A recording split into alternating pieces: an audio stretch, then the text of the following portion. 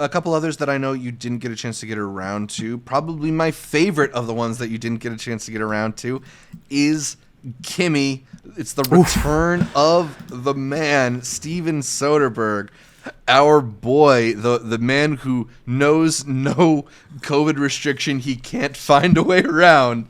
He's since COVID happened, this dude's put out 3 movies. Like, what would stop him? I don't understand. I mean, he directed Contagion. He's probably well ahead of everybody in that department. But still, They told him he doesn't have to worry about theaters anymore, and that they had this thing called streaming services. And he said, "Let me check that out then. Yeah, I think I got an idea or two. Let me go get my lens and my iPhone, and let me go film a quick hour 40 flick." Yeah. You liked it? Is this good? The poster looks fantastic. The trailer looks incredible, and it's Steven. He's got this whole thing going on with HBO Max. I loved what he had last time. I thought he did pretty good.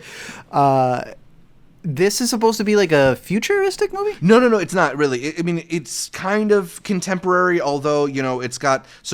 Kimi is the name of the smart home type device, the Alexa or the Google Home or whatever you want to call it. I hope my Alexa doesn't wake up right now. But there's a funny running bit of the smart home waking up when they're accidentally talking about it. But, I think that might set you up for thinking it's this kind of like technology thriller, and it's not quite so much centered on the technology so much as it is like how people interact with technology, which is something that I liked, right? That's more interesting. What we end up here is with Steven Soderbergh's version of Blowout, which is really exciting if you're a De Palma fan, because I feel like it's almost...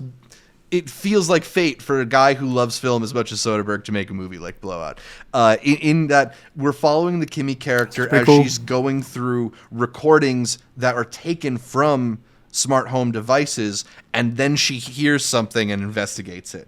And just the way that it kind of like pulls you in, kind of like Blowout does, and does it with a lot of dialogue-free scenes. You're just seeing her process in like pulling apart the audio file and raising this level and lowering that level, and then doing the investigative work. And I think it's just a really tense, tightly scripted thriller that does exactly what it sets out to do. It makes you uncomfortable, makes you unsettled. It raises the stakes and then kind of eases them off, and then it raises them again, and then it flips the script on you. And I don't know.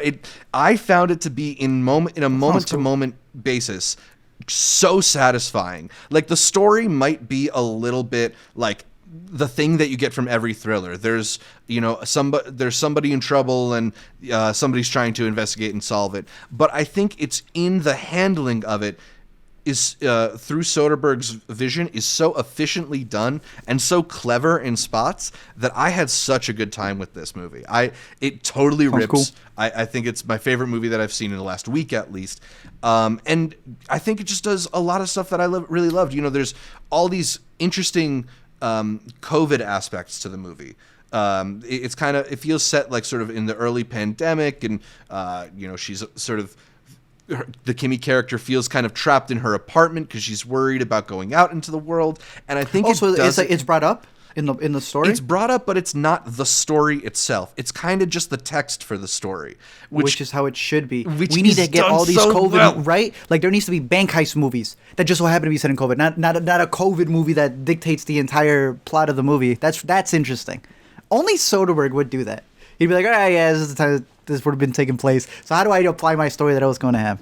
All right. Yeah. I don't know, man. I was very much into this movie. I hope you get around to it. I have one question for you. Shoot.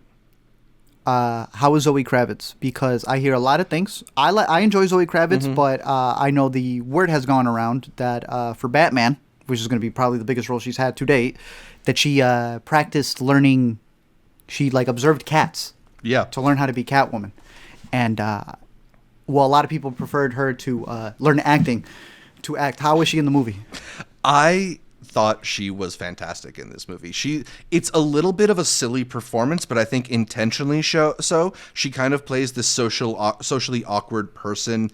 She has this very interesting run that she does in the movie, but it's the kind of full-bodied acting that I really admire and I really appreciate when an actor wants to take make those decisions, right? She could have played it straight. She could have played it like she's just kind of like a regular person. But there's these quirks that reveal sort of these uncomfortable things that her character is dealing with. Her character's anxiety, I think, manifests through her physicality, which I thought was really smartly done.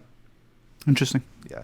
All right, I'm looking forward to this one. This was one of my most anticipated releases, which is why I started watching everything else to save the best for last. So I'm glad I did. Yeah, absolutely.